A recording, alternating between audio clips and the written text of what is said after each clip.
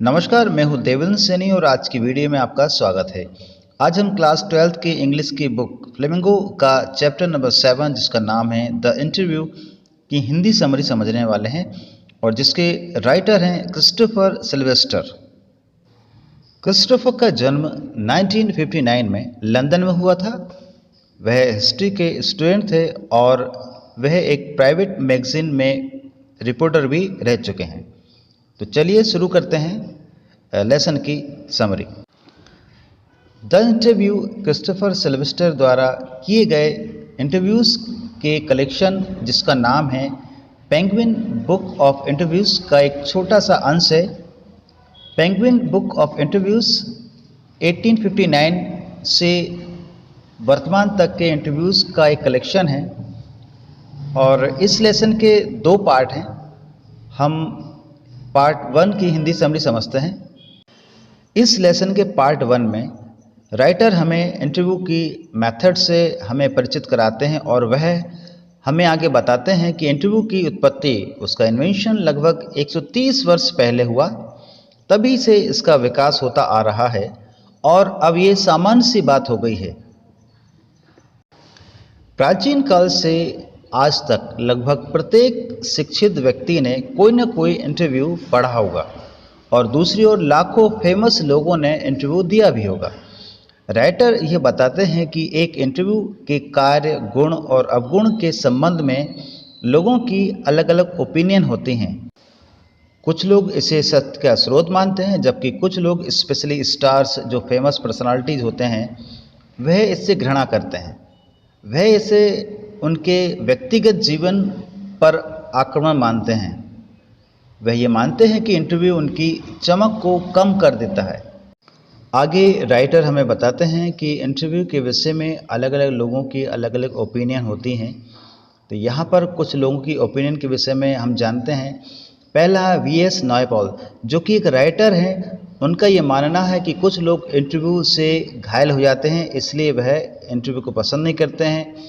Levi's carol जो कि Alice in Wonderland के राइटर हैं, उनका ये मानना है कि इंटरव्यू लेने वाले उनके लिए भूत के समान होते हैं। रुडयार्ड किपलिंग जो कि ये भी एक फेमस राइटर है, उनका दृष्टिकोण इंटरव्यू लेने वाले के प्रति बहुत ही कठोर था क्योंकि उनकी पत्नी कैरोलिन ने अपनी डायरी में लिखा था कि बोस्टन से आए 2 पत्रकार ने उनका जीवन बर्बाद कर दिया। H.G. वेल्स जो कि एक इंग्लिश नॉवलिस्ट थे, इंटरव्यू को एक दुखद सपना मानते थे। सॉल वेलो एक प्लेराइट एंड नॉवलिस्ट जिन्होंने नोबेल प्राइज भी जीता था, इंटरव्यू को एक बार अपने गले में पड़ी किसी अन्य के अंगूठे के निशान के समान बताया। तो इस प्रकार हमने देखा इंटरव्यू के विषय में अलग अलग लोगों की अलग अलग ओपिनियन है। आगे क्रिस्टोफर जो राइटर हमें बताते हैं कि आधुनिक जीवन में इंटरव्यू प्रसिद्ध व्यक्तियों के संबंध में सूचना के लिए महत्वपूर्ण जरिया है। तो इस प्रकार हमने इस लेसन का फर्स्ट पार्ट देखा जिसकी हिंदी समरी थी। चलिए हम देखते हैं सेकंड पार्ट। लेसन के इस सेकंड पार्ट में अम्बर्टो इको के एक इंटरव्यू के कुछ अंश बताए गए हैं। इनका इंटरव्यू लेने वाले व्यक्ति का नाम है मुकुंद पद्मनाभन जो कि द हिंदू के एक पत्रकार हैं और अम्बर्टो इको इटली में बोलोग्ना यूनिवर्सिटी के एक प्रोफेसर हैं। वह अपने विचारों के कारण बहुत फेमस हो गए थे। उन्होंने कई पुस्तकें लिखी, बच्चों के लिए भी लिखी, निबंध लिखे और न्यूज़पेपर के लिए लेख भी लिखे थे और जो बहुत फेमस हो गए थे। उनकी एक बुक थी द नेम ऑफ द रोज़ जो कि 1980 में प्रकाशित हुई थी और इस बुक की लगभग 10 मिलियन कॉपी बिक चुकी थी, जिसके कारण वह एक स्टार की तरह फेमस हो गए थे।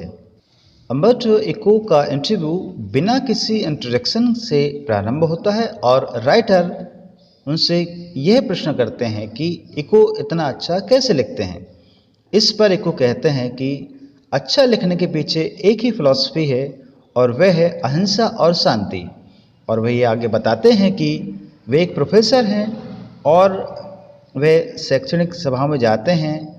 वे केवल संडे को ही राइटिंग का कार्य करते हैं। वह ये मानते हैं कि जिस प्रकार ब्रह्मांड से खाली स्थान निकाल दिया जाए तो वह बहुत छोटा हो जाएगा, इतना छोटा हो जाएगा कि ब्रह्मांड को अपने मुट्ठी में लिया जा सके। इसी प्रकार हमारे जीवन में भी बहुत खाली स्थान है, और वह खाली स्थान को यदि निकाल दिया जाए तो हमारे पास बहुत समय बचेगा। इको ये मानते हैं कि उनकी book the name of the rose की सफल होने के लिए क्या रहस्य उन्हें स्वयं को भी नहीं मालूम, और वे यह भी मानते हैं कि यह बुक 10 वर्ष पूर्व या 10 वर्ष बाद में लिखते तो शायद इस बुक को इतनी सफलता नहीं मिलती। तो इस प्रकार हमने देखा ये दोनों हिस्से की हिंदी समरी। यदि वीडियो पसंद आती है तो लाइक करें, शेयर करें, कमेंट करें, और चैनल को यदि सब्सक्राइब नहीं किया है तो उसे तुरंत सब्सक्राइब करें। Thank you.